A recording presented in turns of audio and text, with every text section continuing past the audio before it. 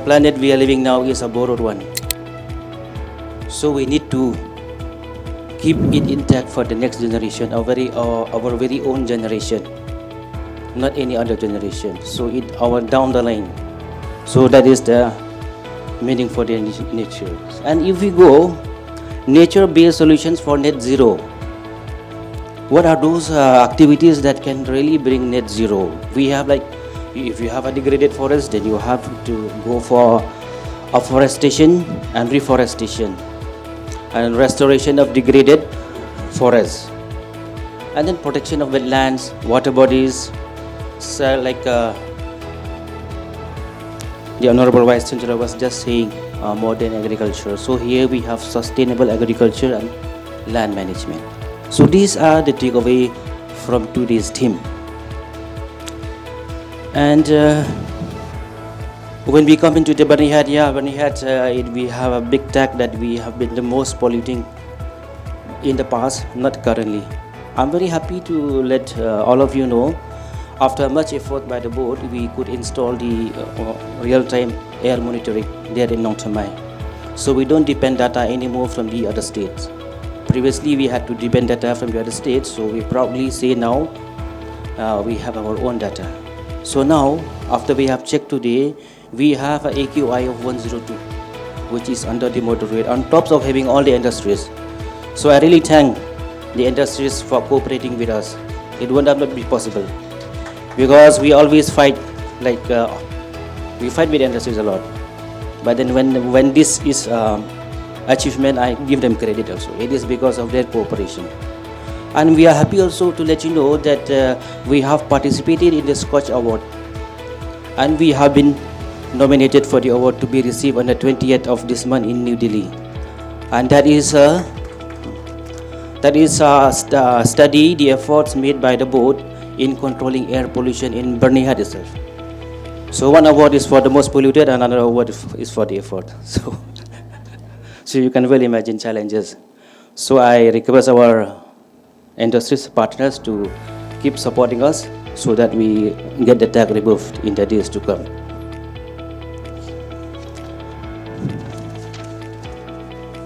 See, when we think about the efforts made by the central government, the state government, a lot of policies they have framed.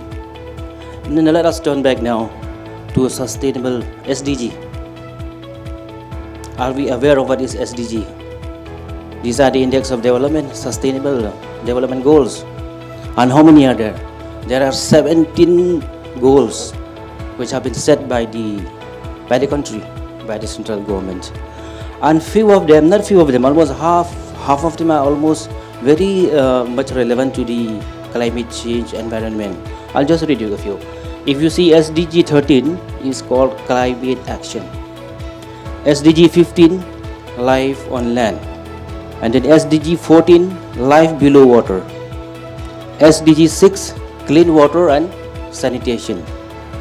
SDG 7, affordable and clean energy. And then SDG 11, sustainable cities and communities. Last but not the least, SDG 12, responsible consumption and production. So imagine, out of 17, these are the goals related to the environment. So that means it is very environmental centric. So we are well aware of the seriousness of the matter.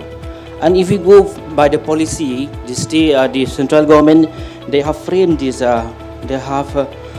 national action plan on climate change at the national level. And at the state level, we have state action plan on climate change. Why this action plan has to come? Because we have to combat the environmental issues. And under this NAPCC, famously call us, under this NAPCC, we have 8 missions. I just name a few, or not few. So first of all, we have National Solar Mission, which means clean energy, promote energy, renewable, all of those. We have National Mission for Enhanced Energy Efficiency. And then we have National Mission on Sustainable Habitat. So quite related, SDG, and now when we go into the mission. And then National Water Mission. Thereafter, we have the National Mission for Sustaining the Himalayan Ecosystem. Honorable Vice Chancellor was talking about the hotspot, Himalayan hotspot. So it has very much relevance with this National Mission for Sustaining the Himalayan Ecosystem. And then we have the sixth mission, National Mission for a Green India, famously known as Green India Mission. There we have the National Mission for Sustainable Agriculture. So it's quite related, both of these. And lastly is the National Mission on Strategic Knowledge for Climate Change. So now you can well think of why all of these policies, action plan are in place. But how long have we achieved? See, the team today is also inspired by this. I have read already, but those missions are really inspired by today's team. Unlike the Honorable Vice Chancellor has already mentioned Mapalang. Actually, this today's team, it has got a very deep connection with a state like Meghalaya, because inspired by nature. Actually, our forefathers were already very nature lovers. They have declared sacred grove, they have declared community forest, they have declared so on and so forth.